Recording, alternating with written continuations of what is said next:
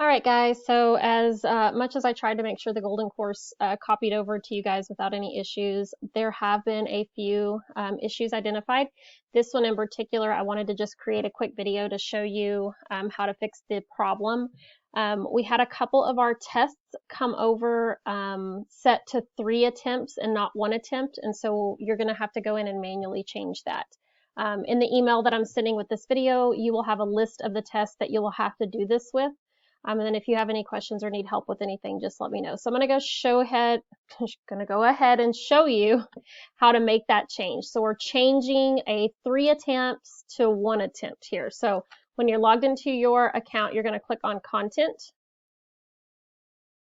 And then you're going to go and find the test that you're looking for. I know for sure we have in Unit 3 that test has an issue. So I'm going to go and find that test really quickly.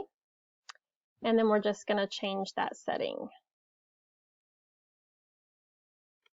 So once you're actually in the page that looks like this at the top, you'll see Overview, View and Edit, and Settings. If you'll click on Settings, and then you'll see that it's set to 3 attempts. We're going to edit that and set it to 1. So Edit Class Settings, change it to 1. And of course, for your SPED kids or your 504 kids, you can go in and change this for individual students if you need to. But for now, this should be set to 1 attempt. So once you've done that, you'll click the Save button, and then you'll see that it's changed it to 1 attempt. So if you have any issues or questions or need help with anything, let me know. I'm going to send a list of those tests in the email that I send with this video.